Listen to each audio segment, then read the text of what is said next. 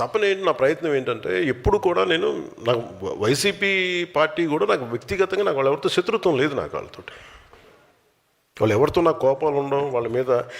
కాకపోతే ఏముంటుందో వాళ్ళ విధి విధానాల మీద నాకు విసుగుంటుంది.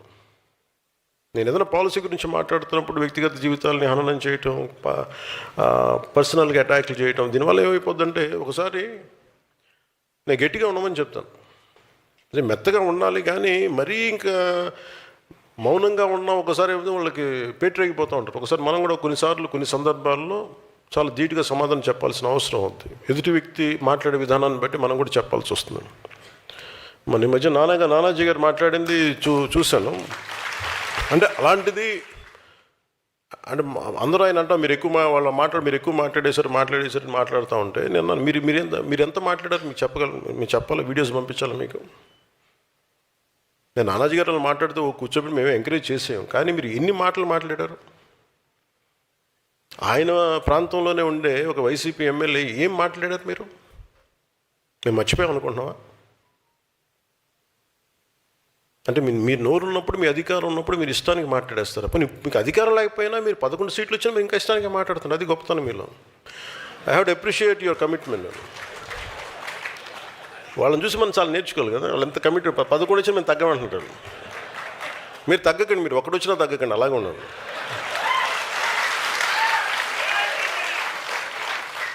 మీరు ఒకటి వచ్చినా తగ్గదు, అలా బలంగా ఉండలేదు. మిమ్మల్ని తగ్గమని ఎవడు చెప్పాడు? మీరు కరిగిపోండి, అయినా కానీ తగ్గకండి. అంటే ఎక్కడ ఎమోషనల్గా నేను కూర్చోబెండి. పొలిటికల్ ప్రాసెస్లో కొన్ని భావాలను చెప్తాం, పాలసీల గురించి మాట్లాడతాం. వాళ్ళ వైసీపీ నాయకుడిని తగ్గించాలని ఎందుకు అనుకుంటాను? మీరు ఇష్టారాజ్యంగా మాట్లాడేసి, గౌరవ ముఖ్యమంత్రి చంద్రబాబు గారి మిస్సెస్ గురించి మాట్లాడేసి ఇష్టారాజ్యంగా మాట్లాడి అసలు మేమేం మాట్లాడదు. మీరు ఇప్పుడు సడన్గా కూర్చోబెట్టి మీరు మహానుభావుల్లో అయిపోయాం మేమందరం ఇష్టానికి తిట్టేసి ఒక 10-12 సంవత్సరాలు సడన్గా మీకు రియలైజేషన్ వచ్చింది ఈ రోజున మీకు. సరే, ఈ రియలైజేషన్ మీకు ఎంత వస్తుందో నేను చూస్తాను, సంతోషం. మీరు రియలైజ్ అయ్యి మమ్మల్ని ఏం అనకూడదు అనుకుంటే అసలు మా పార్టీ నిర్మాణానికి బోల్డ్ మా వాళ్ళంతా మిమ్మల్ని తిట్టడం మానేసి మా పార్టీలో మా శివాను, మా దేవరి శివ గురించి, మా మునీర్ హసన్ గురించి మేము ఎత్తుకుంటాం. వాళ్ళ నాయకులు తీసుకునే బాధ్యతలు మేము ముందుకెళ్తాం. మీరు తిట్టడం ప్రారంభిస్తే మేము మా వాళ్ళని ఎత్తుకోవడం మానేసి మీకు బదులు ఇవ్వడం టైం అయిపోతుంది నాకు. సో మీరు తిట్టకపోతే ఖచ్చితంగా మేము బలపడతాం, సంతోషం.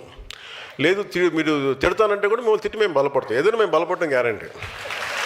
Choice is yours. సో నేను నాయకులకి నేనే బాధ్యత తీసుకున్నాను. అంటే నాకు ఒక్కొక్క ఊరికి వెళ్తుంటే ఒక్కొక్కరికి అనిపిస్తుంది ఎక్కడో మనోహర్ గారు నా పర్మిషన్ తీసుకొని నేను రాలేకపోతాను చెప్పారు కొద్ది రోజుల క్రితం. తలిపేసానమ్మా, ఎవరు వస్తున్నారు రోజు.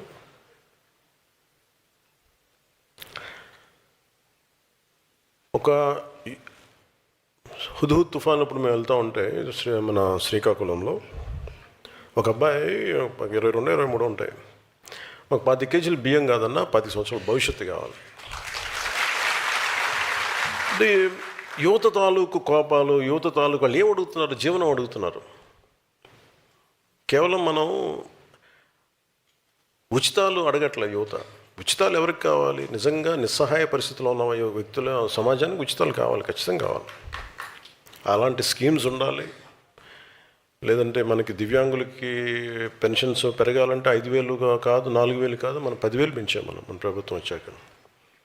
ఇలాంటివన్నీ ఉండాలి. ఎప్పుడు వెల్ఫేర్ స్కీమ్స్కి జనసేన ఎప్పుడు వ్యతిరేకం కాదు, ఉండాలి. కానీ వెల్ఫేర్ స్కీమ్స్ మీదే మనం ప్రభుత్వాన్ని నడిపేస్తాం, ఓట్లు వస్తాయంటే దాని మీద ఓట్లు పడవు అని అనటానికి క్లాసిక్ ఎగ్జాంపుల్ వైసీపీ. మేము బటన్ నొక్కేస్తాం, మీకు వెల్ఫేర్ స్కీమ్స్ పడతాయి, మీకు డబ్బులు వచ్చేస్తాయి అంటే కరెక్టే. హాస్పిటల్స్ ఇన్ఫ్రాస్ట్రక్చర్ వదిలేశారా మీరు? బటన్ నొక్కామని డబ్బులు పడ్డాయి అంటారు, కరెక్టే. మీరు హాస్పిటల్ ఇన్ఫ్రాస్ట్రక్చర్ వదిలేశారు. గవర్నమెంట్ హాస్పిటల్స్ ఎక్కడున్నాయి ఇప్పుడు అంత అద్భుతంగా? ఇప్పుడు తపన పెడతా ఉన్నాం ఎన్డీఏ ప్రభుత్వం వచ్చాక. ఎన్ని గవర్నమెంట్ హాస్పిటల్స్కి వెళ్తే క్వాలిటీ అత్యంత అద్భుతంగా ఉంటుంది. వై షుడ్ గో టు మనం ఎందుకు ప్రైవేట్ హాస్పిటల్స్కి వెళ్ళగలిగే పరిస్థితులు ఎందుకు ఉండాలి? మన గవర్నమెంట్ హాస్పిటల్స్ కూడా బాగుండాలి కదా. తమిళనాడులో బాగుంటాయి, పాండిచ్చేరిలో కానీ. ఒక ఒక నిర్ణీతమైన ఒక పర్టికులర్ సంఖ్యాబలం ఉన్న జనాభాకి ఎన్ని హాస్పిటల్స్ ఉన్నాయి మనకి. గవర్నమెంట్ హాస్పిటల్స్ ఏవి పని చేస్తున్నాయి? గవర్నమెంట్ హాస్పిటల్స్కి ఒక ఎంఆర్ఐ స్కాన్ ఇస్తే అది మెయింటైన్ చేయగలుగుతున్నారా లేదా? డాక్టర్స్కి జీతాలు పెంచే పరిస్థితులు ఏదైనా ఉన్నాయా? ఎందుకు గవర్నమెంట్ హాస్పిటల్స్ వదిలేసి ప్రైవేట్ హాస్పిటల్స్కి వెళ్తున్నారంటే జీతాలు పెరగవు. అసలు దాని మీద గత ప్రభుత్వం ఏదైనా ఆలోచించిందా? నేను కొన్ని క్యాబినెట్లు కావచ్చు, కొన్ని ప్రత్యేకించి కావచ్చు, నేను మన పార్టీ తరపు నుంచి కావచ్చు, నేను కోరుకుంటుంది వ్యవస్థలు బలోపేతం కావాలని. వ్యవస్థలు బలంగా ఉండాలి. మనకి basic infrastructure, basic government schools, basic roads. ఎంతసేపు మేము మీకు బటన్లు నొక్కేసాం, మీకు డబ్బులు వచ్చేసాం. రోడ్లు ఎవరు వేశారు ఈ రోజున చెప్పండి? అంటే మీరు 70 సంవత్సరాలు టైంలో కూడా పడని రోడ్లు ఎందుకు పడ్డాయి? Because infrastructure is very important. ఒక రోడ్డు లేకపోతే ఊరి నుంచి ఎలా బయటకు వస్తాం? ఆ తర్వాత ముందు అసలు రోడ్లు ఇన్ఫ్రాస్ట్రక్చర్కి మనకి డబ్బులు పెట్టుబడి పెట్టడం మానేసాం. ఒక పైప్ లైన్ వేసి ఒక నీళ్ళు ఇవ్వాలి అంటే దానికి ఒక పెద్ద స్కీమ్స్. మన మధ్యన పాటిల్ గారు కూడా, మన సిఆర్ పాటిల్ గారు కూడా జలశక్తి మినిస్టర్, ఆయన గురించి ఆయనతో మాట్లాడుతూ ఉంటే అసలు బేసిక్గా నీళ్ళు ఇవ్వాల్సిన బాధ్యత మీదే కదా, రాష్ట్ర ప్రభుత్వాలది కదా, మాకు సంబంధం ఏంటన్న. ఇది తెలంగాణలో ప్రారంభించినప్పుడు జేజేఎం ఎప్పుడు కూడా అది జలజీవన్ మిషన్ అది కేంద్ర ప్రభుత్వాన్ని కాదు, రాష్ట్ర ప్రభుత్వం బాధ్యత. కాతే ప్రభుత్వాలు బాధ్యత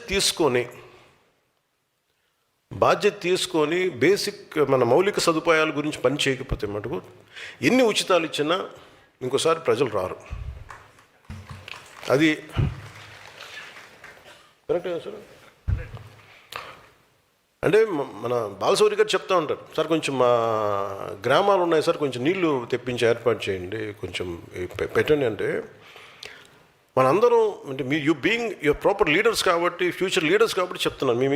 మీ స్థాయిలో మీ ఏరియా పరిధిలో వెల్ఫేర్ స్కీమ్స్ ఉండాలి, అవసరమైన పెన్షన్లు ఇవ్వాలి, అవసరమైన వెల్ఫేర్ స్కీమ్స్ అన్నీ ఉండాలి కాదంట్లా. కానీ ప్రయారిటీ కూడా బడ్జెట్ దేనికి కేటాయించాలి, దేనికి కేటాయించకూడదన్న బాధ్యత మనకు రావాలి. అంటే అది మీ స్థాయిలో కూడా మీరు చెప్పగలగాలి. మీరు కొంత డిస్కషన్ పెట్టాలి. భవిష్యత్తులో మీరు అందరూ అడుగుతాను ఇవన్నీ మిమ్మల్ని. అంటే మీతో పార్టీ పరంగా మీతో డైలాగ్ ఉంటుంది. అందుకని వెల్ఫేర్ స్కీమ్స్ గురించి మీరు కొంత అవగాహన ఉండాలి. అలాగే ఈ హాల్లో ఉన్న నేను 25 ఆగస్టులో విశాఖలో నిర్వహించిన సేనతో సేనాని కార్యక్రమంలో మెంబర్షిప్ టు లీడర్షిప్ అని చెప్పాను. దానికి అనుగుణంగానే ఈరోజు పార్టీ నిర్మాణ కార్యక్రమాన్ని మొదలుపెట్టాను. ఇది ఎలాగా ప్రతి సభ్యుడు, జనసేనలో ఉండే ప్రతి సభ్యుడు ఒక ఉద్యమి.